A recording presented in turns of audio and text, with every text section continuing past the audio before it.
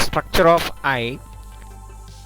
Our eye contains eyelids, eyelashes, eyebrows, and lacrimal glands.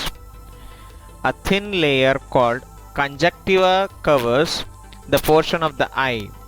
The eyeball is located in the eye socket. Only 1/6 portion of the eyeball is visible to us. Eye has three layers which are considered as main. They are sclera, choroid, retina. Sclera is the outermost thick, tough, fibrous, non-elastic and white-colored layer. It bulges and forms cornea. The end of sclera is connected to the optic nerve. Choroid. Choroid is the middle layer which is black in color and contains a lot of blood vessels. It encloses the eye except the part called pupil. The part formed by the choroid around the pupil is called iris. Radial and circular muscles are present in iris. Biconvex lens is present immediately behind the pupil and is attached to the ciliary muscles and suspensory ligaments. The lens divides the inner space of the eyeball as aqueous chamber and vitreous chamber. What is meant by an aqueous chamber? Aqueous chamber is the chamber which is filled with water-like fluid, and vitreous chamber is the chamber which is filled with jelly-like fluid. Retina is the third layer of the eye which contains cells called rods and cones. The rods and cones are responsible for the vision of the eye. In retina, there is an area called no vision, which is also termed as blind spot, and there is an area for best vision called yellow spot, and yellow spot is also called as fovea or macula.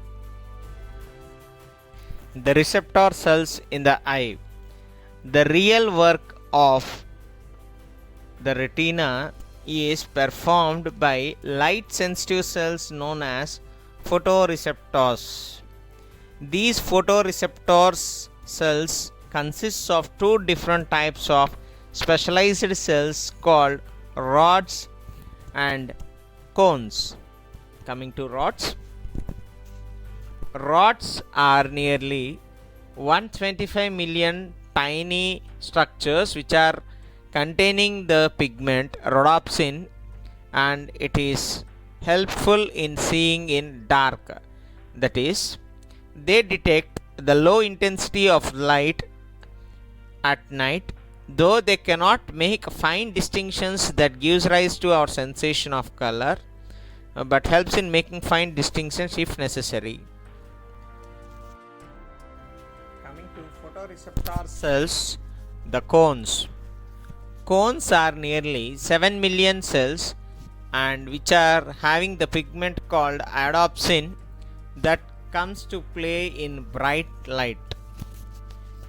Each cone is specialized to detect the light waves we sense as blue, red or yellow, and the array of colors formed by their combinations.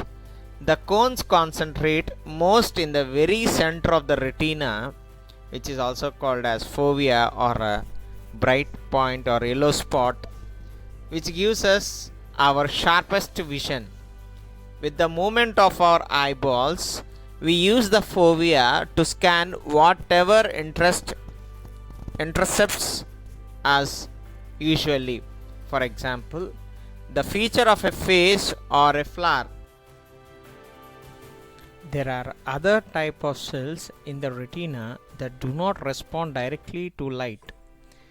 These handle the job of collecting impulses from photoreceptors shuttling them onto the nerve cells. Presence of some other receptor cells sensitive to the edges and boundaries of objects, and those that respond to the light and shadow and motion in the retina have also been reported. Bundled together, the nerve cells make up the optic nerve, transports visual information to the brain from the eye. It is known that optic nerve carries no light. Only the patterns of the nerve impulses conveying information derived from the incoming light is carried. Each of the eyes collect slightly different view of an object. The brain puts the two views together and a three-dimensional picture is formed. There is a small area of the retina in each eye where everyone is blind. In that region of retina, there are no photoreceptors. The blind spot is located at the point where the optic nerve exists. Each eye, as a result, there is a gap in the visual. One do not experience blindness there because what one eye misses is registered by the other eye, and the brain fills in the spot with information that matches the background. And for your information, our iris is individual specific and can be used for identification just as our fingerprints. And in the eye there is a lens. This lens is very special. These are biconvex and crystalline in nature. Their shape is adjustable.